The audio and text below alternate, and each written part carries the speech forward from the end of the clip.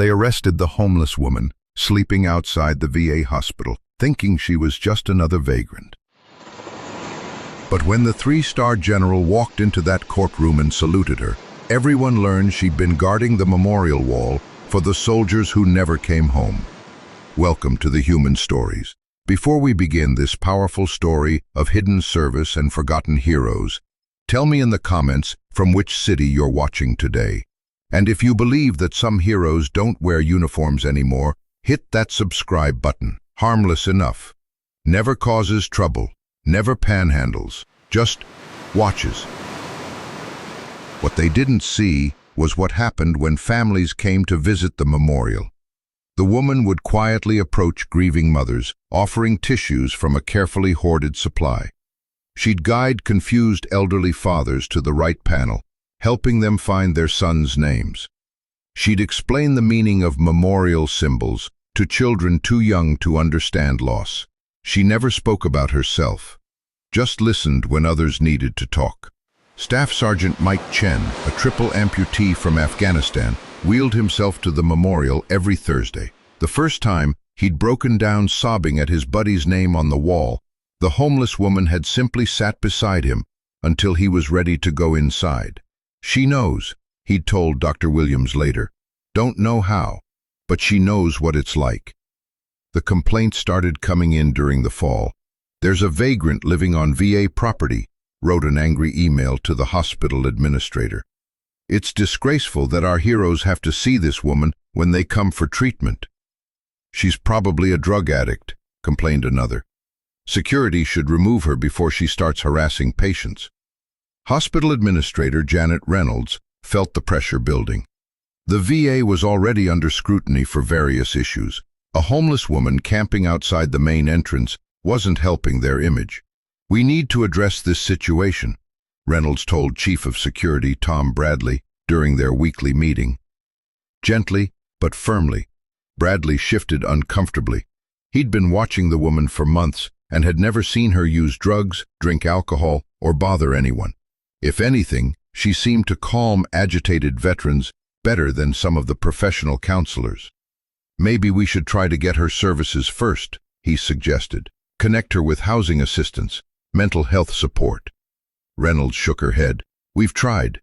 She refuses to come inside, won't give her name, won't accept help. We can't force someone to take services.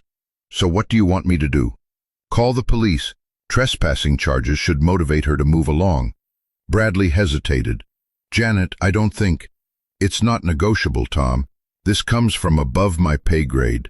Officers Jackson and Rodriguez arrived Tuesday morning.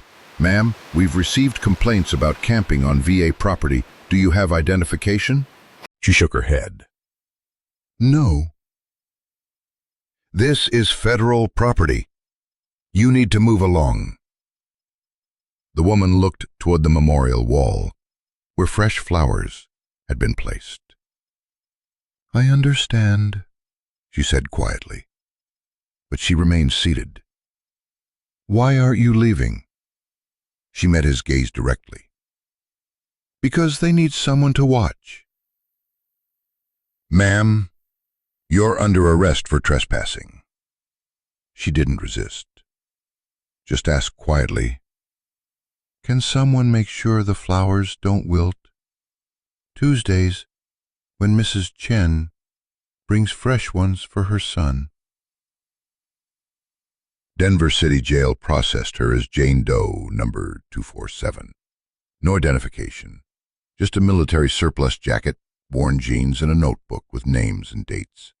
Her possessions, pocket knife, $23 cash, a photograph of soldiers in desert camouflage, and a challenge coin from the 82nd Airborne. Military background? Asked the intake counselor. Maybe. We can get you help. Veteran services, housing. But we need your real name. Silence. Public Defender Martinez drew the case. During arraignment, Judge Hayes, a Vietnam veteran, studied the woman in orange scrubs. Something about her military posture reminded him of soldiers he'd known. Miss Doe, do you understand the charges? Yes, Your Honor. How do you plead to trespassing? Before the defender could answer, the courtroom doors opened. A woman in army dress uniform walked down the aisle. 3 stars gleamed on her shoulders. Lieutenant General. Every veteran in the room stood at attention. Judge Hayes straightened respectfully. General Morrison approached the bench, handing sealed documents to the bailiff. As Judge Hayes read, his expression shifted to shock. Your Honor, the general said, I need to speak regarding the defendant. Judge Hayes cleared the courtroom of spectators. General Morrison approached the defendant. For the first time since arrest, the homeless woman showed emotion, standing at attention despite handcuffs. Ma'am, she said quietly. Colonel, the general replied. Everyone froze. Your Honor, may I present Colonel Sarah Martinez, United States Army Special Forces, recipient of the Silver Star, Bronze Star, and Purple Heart. She commanded Alpha Company during 3 combat deployments to Afghanistan. The bailiff quickly removed handcuffs. Colonel Martinez suffers from severe PTSD following an incident that claimed 12 soldiers under her command. She's been missing from treatment for 3 years. Judge Hayes felt his throat tighten. Why wasn't this information available? Colonel Martinez was AWOL from medical treatment, but given her service record, Dr. Williams, attending the hearing, stood. Your Honor, Colonel Martinez has provided informal counseling to dozens of veterans. She's prevented at least 2 suicides, helped families with grief counseling, and maintained a memorial better than our official staff. Judge Hayes reviewed the documents.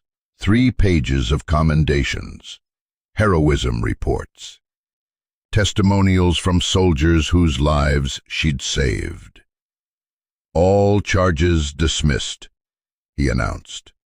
Colonel Martinez, you have my deepest gratitude for your service. 6 months later, Colonel Martinez lived in VA transitional housing, working as a patient advocate while continuing her memorial vigil. The VA installed a plaque, Memorial Guardian Program, honoring those who serve by serving those who honor. Dr. Williams found her there one morning, arranging fresh flowers. How are you sleeping? Better. Still have dreams. But now I wake up knowing I have work to do. A young Marine approached, confusion clear on his face. Ma'am, someone said you might help. I just don't know how to be home. Colonel Martinez smiled. What's your name, Marine? Corporal Johnson, just back from Helmand Province. Corporal Johnson, coming home isn't about forgetting where you've been. It's about finding ways to make where you've been matter for where you're going. Officer Jackson drove by during patrol, seeing Colonel Martinez on her bench, now with official permission, talking with an elderly veteran. The memorial was perfectly maintained. He'd arrested her as a vagrant. She'd been protecting something sacred the entire time. General Morrison visited on the anniversary of her arrest. Any regrets? The general asked. Colonel Martinez looked at the memorial wall where fresh flowers bloomed. I spent 3 years thinking I was hiding from my failures. Turns out I was finding my purpose. And now? Now I know the difference between carrying guilt and carrying responsibility. Guilt is about the past. Responsibility is about the future. Sometimes the most important missions begin when you think your service has ended. Sometimes the greatest leadership is admitting you need help, while still helping others. And sometimes the homeless woman on the bench isn't lost at all.